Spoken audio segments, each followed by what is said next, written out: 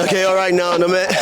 Yo, I'm here again. Yeah, Onome in the building. Ladies and gentlemen, Onome in the building, 7 out of 8. Yeah, I'm elated. I'm happy because the fact is Arsenal has been doing so well, and people expect a lot from them. And the fact is, those who expect a lot from them also want them to also fail too. So I'm sure that there are a lot of fans, Arsenal fans there, were hoping that Tottenham were going to do a number of honours, but I mean, we kind of like shocked them. Okay. When you say those who expect a lot from Arsenal also want Arsenal to fail, how exactly do you mean? Yeah, the truth is this: people are stunned that Arsenal is on top of the league, and a lot has been made from the fact that we've not played a big team, we've been beating the likes of Aston Villa, Bournemouth, and the rest, and they feel that we are not yet there because we've not played a tough team. Yes, the game against Man U was a blip. Of course, we had 1 or 2 issues there, but today now we've beat a top 6 side. Let me just put in quotes. Now I want to hear what they will say again. If they will say, okay, Tottenham is also not the big team, or not played the big team yet. So that's what I mean, because right now they feel Arsenal are not yet there yet, and they feel that playing a big team now we prove that we are there. So I hope that the narrative will change right now since we're beating Tottenham.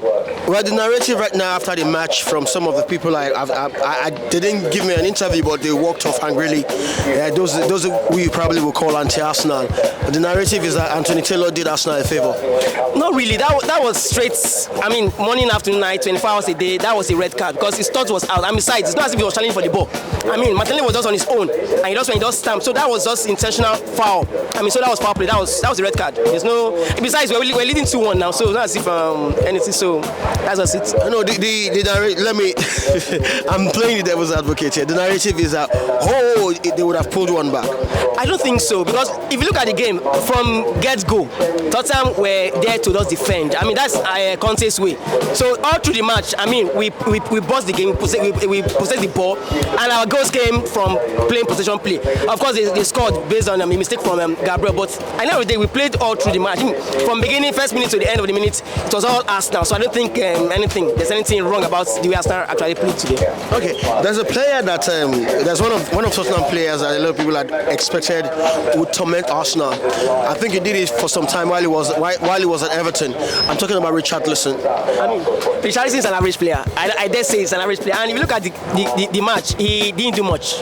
Aside the foul he won, he didn't do much. So I don't think there's anything to be made out of Richarlison's game. He's just an average player. There's nothing to be said about him. Richarlison is coming from an Arsenal fan. Richarlison is an Arsenal player. Okay, so you got Liverpool next. Oh man, that is well, the truth is this: if we go by the way Liverpool has been playing, I guess that game should be away. Obviously, if it's an away match, well, I hope Arsenal gets a draw. I also hope we get a draw. But if we can play to our strength based on how Liverpool has been playing, I believe we can get a draw.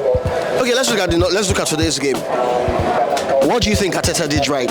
What did the players do right? What did Arsenal do?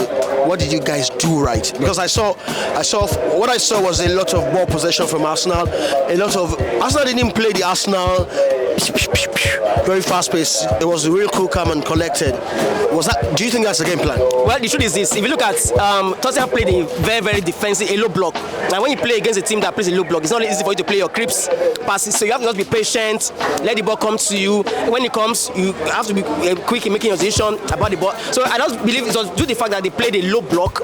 They were so defensive. The reason why Arsenal could play that creeps 1-2 passes, but yet at least their passes went to who the pass was meant for, and at the end of the day we had the 3 points. There's this argument that somebody put to me. Unfortunately, it's not on tape. He said Arsenal is playing this way because the team is not playing in Europe. And I said, what about Europa League? And he said, no, that's not the Champions League. I don't know. Playing in the Europa League, which one is easier or tougher? Playing in the Europa League is way tougher than playing in the Champions League, because you play on Thursdays and you travel to very, very obscure countries or nations in codes. So I don't think that's an issue. We played one game and we won.